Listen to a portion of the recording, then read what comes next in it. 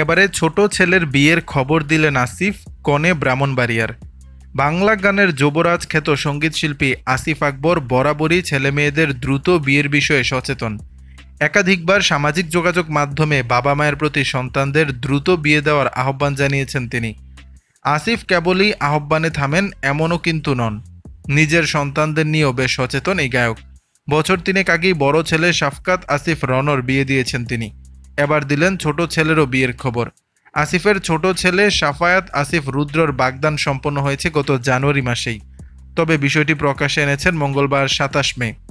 মঙ্গলবার বিকেলে ফেসবুকে ছেলের দুটি ছবি প্রকাশ করে আসিফ লিখেছেন, আমাদের ছোট ছেলে সাফাত আসিফ রুদ্র, একটু ভুলে যাওয়া রোগ আছে, এমনিতে ইউনিক একটা ছেলে, মুহূর্তেই মানুষের ভালোবাসা অর্জনের বিরল যোগ্যতা তার রয়েছে। নর্থ সাউথ ইউনিভার্সিটি থেকে স্টাডি শেষ করে এখন বিজনেস করার চেষ্টায় আছে, প্রশিক্ষণ নিচ্ছে। এরপর ছেলের বিয়ের খবর জানিয়ে আসিফ লেখেন, রুদ্র ২৬ বছরে পদার্পণ করলো আজ, সেই সাথে এটাই তার শেষ স্বাধীন বসন্ত। আগামী ডিসেম্বরেই সে শহীদ হতে যাচ্ছে। বিয়ে শাদির সমস্ত আয়োজন সম্পন্ন, এঙ্গেজমেন্ট হয়েছে জানুয়ারিতে, পাবলিকলি জানানোর অনুমতি ছিল না। এবারের গন্তব্য দি ব্রাহ্মণবাড়িয়া জেলা। এর বেশি কিছু বলা যাচ্ছে না। সবশেষে ছেলের আগামী দিনের জন্য দোয়া চেয়ে আসিফ লিখেছেন, আজ রুদ্রর শুভ জন্মদিন, সবার কাছে আমার ছেলের সরল এবং সুন্দর ভবিষ্যতের জন্য দোয়া চাই।